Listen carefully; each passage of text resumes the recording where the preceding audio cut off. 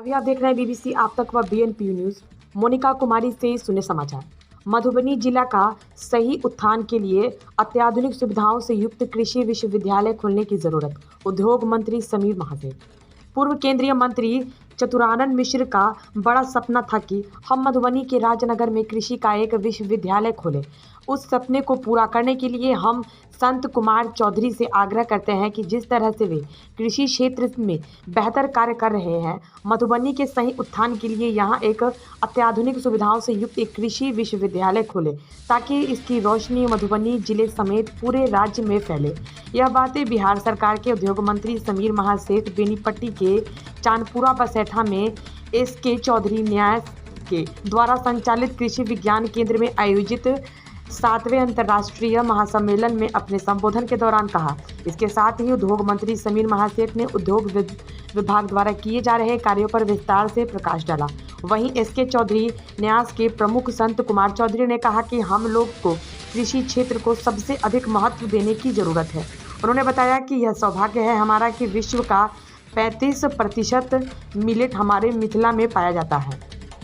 यहाँ मिलेट को बढ़ावा देने से मिथिला मिलेट उत्पादन में सबसे आगे होगा। आपको बता दें कि एसके चौधरी दीक्षा न्यास के द्वारा संचालित बेनीपट्टी के चांदपुरा बसेठा में स्थित कृषि विज्ञान केंद्र के परिसर में 7वें अंतर्राष्ट्रीय महासम्मेलन की शुरुआत राष्ट्रीय गान से की गई।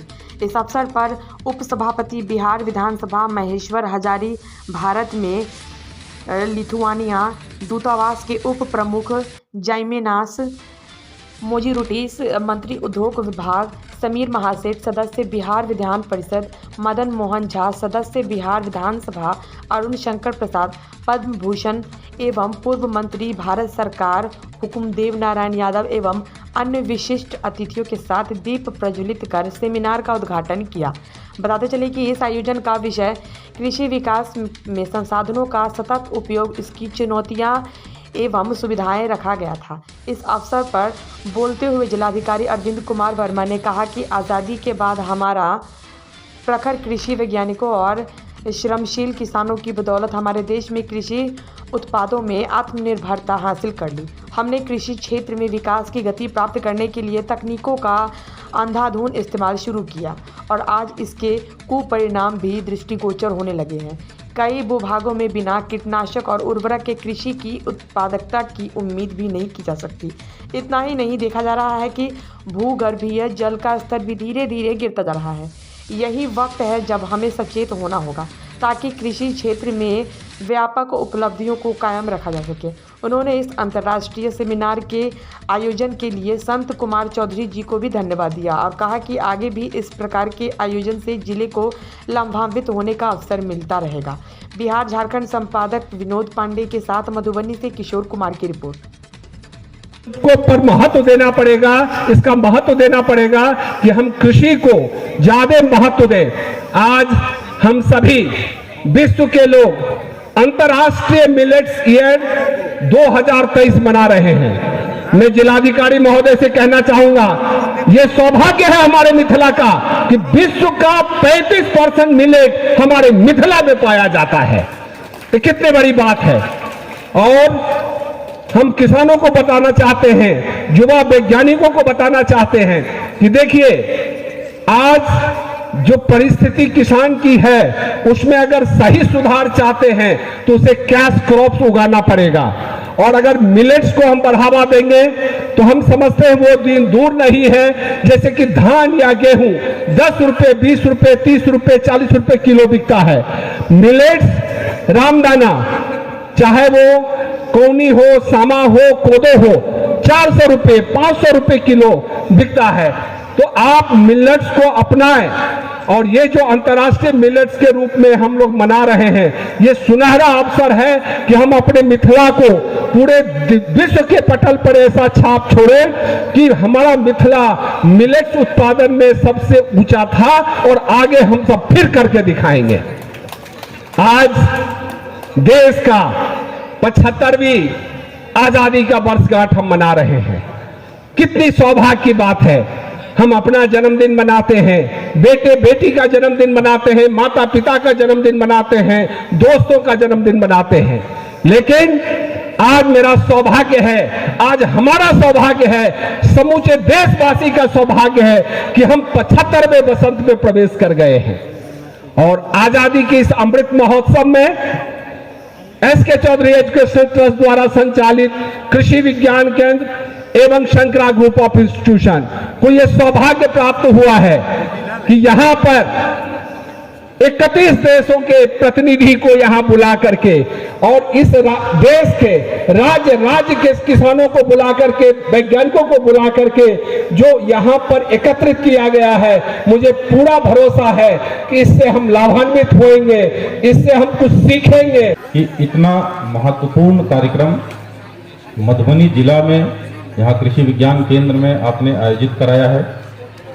जैसा कि हम लोग जानते हैं कि कृषि के क्षेत्र में आज़ादी के बाद से ही विकास के बहुत सारे कार्य हो रहे हैं। सभी वैज्ञानिकों की मदद से, रिसर्चर्स की मदद से बहुत सारी उसमें नई नई टेक्नोलॉजीज, नई नई पद्धतियों का प्रयोग डेवलप किया गया है और जिसके कारण से हमारे देश में कृषि की उत्पादकता में काफ़ी बढ़ोतरी हुई है। हम लोग आज़ादी के बाद 75 साल उसको पूरा कर लिए हैं और इसी उपलक्ष्य में जो हम लोगों ने 75 साल आज़ादी के अमृत को महसूस किया है, कि आज़ादी का अमृत महोत्सव पूरे वर्ष मनाया जा रहा है। हम लोगों के यहाँ पे भारत देश में आज़ादी के पश्चात 70% से ज़्यादा आबादी कृषि पे ही निर्भर रहती थी और अभी भी 65 से 70% के बीच ही लगभग जनसंख्या ग्रामीण क्षेत्रों में निवास करती है, जिनका मुख्य व्यवसाय कृषि ही रहता है। अभी भी हम लोग उद्योग और सेवाओं की तुलना में ज़्यादा हमारे जो वर्कफोर्स है कृषि क्षेत्र से ही जुड़ी रहती है। आज़ादी के पश्चात हम लोग का 60s-70s के आसपास काफ़ी बड़ी फूड क्राइसिस हुई। हम लोगों को गेहूं की ही कमी होने लगी, अपने देश में बाहर से बहुत निर्यात करना पड़ा। तो एक ऐसी स्थिति थी हम लोगों के लिए आई ओपनर था अपने देश के लिए। और फिर वैज्ञानिकों की मदद से काफ़ी तकनीक का प्रयोग करते हुए ग्रीन रेवोल्यूशन लाया गया और जिसका परिणाम रहा कि अभी हमारा देश फूड ग्रेन सरप्लस कंट्री है हम लोग, आप लोगों के मदद से। लेकिन जब भी कोई टेक्नोलॉजी अपने देश में आती है तो उसमें जो सबसे बड़ी समस्या आती है कि उसका हम लोग बहुत अत्यधिक उपयोग करने लगते हैं। उसका क्या साइड इफेक्ट होता है, क्या नुकसान होता है, वो चीज़ें कहीं ना कहीं हम लोग उसको इग्नोर कर जाते हैं और इसी का परिणाम रहा है कि हम लोग बहुत एक्सेसिव फर्टिलाइजर्स जैसे यूज़ करते हैं, जिसके कारण हमारी सॉइल की क्वालिटी भी खराब होती है। जो उसमें लाभकारी बैक्टीरिया होते हैं उनकी भी मृत्यु हो जाती है, उससे उत्पादकता खराब होती है। ये बहुत महत्वपूर्ण होता है कि जो भी नई तकनीकों, नई पद्धतियों का हम लोग प्रयोग करें, उसमें जो हमारे संसाधन हैं उसका बहुत सस्टेनेबल प्रयोग हो। और इस सेमिनार का मैं देख रहा था, थीम भी यही है कि एग्रीकल्चर के विकास के लिए जो संसाधन है उसका सस्टेनेबल प्रयोग करना। नेशनल 7वां यह आयोजन मधुबनी में हो रहा है और इससे पहले अगर बाबू चतरा बाबू को याद करने में हम पीछे नहीं हटना चाहते हैं कि पूर्व केंद्रीय मंत्री शत्रुघ्न मिश्र साहब का बड़ा सपना था कि हम राजनगर में कृषि का एक यूनिवर्सिटी खोलें। लेकिन कहीं ना कहीं हम एक लाइन में यही कहना चाहेंगे, रेस्पेक्टेड हमारे संत कुमार चौधरी जी से एक ही आग्रह करेंगे, जिस रफ्तार से आप आगे बढ़ रहे हैं और मधुबनी की मिट्टी को आगे बढ़ाने के लिए पूरे देश में, विदेश में जो मधुबनी का नाम करना चाह रहे हैं वो दिख रहा है। मधुबनी साक्षी है। हम अपेक्षा करते हैं कि आप भी एक यूनिवर्सिटी यहाँ खोलें ताकि मधुबनी का सही उत्थान हो सके। क्योंकि जितने लोगों से बातचीत होती है तो लोग कहते हैं यहाँ आवश्यकता ढेर सारा है। क्योंकि नेपाल ऐसा जगह है कि हम बगल में अवस्थित हैं। नेपाल को न तो हम 100-200 किलोमीटर हटा सकते हैं, न मधुबनी को 100-200 किलोमीटर घसका सकते हैं। टोटल परिस्थिति मधुबनी का जो है अंतर्राष्ट्रीय प्रॉब्लम है, जिसके चलते उसका खामियाजा मधुबनी भुगत रहा है।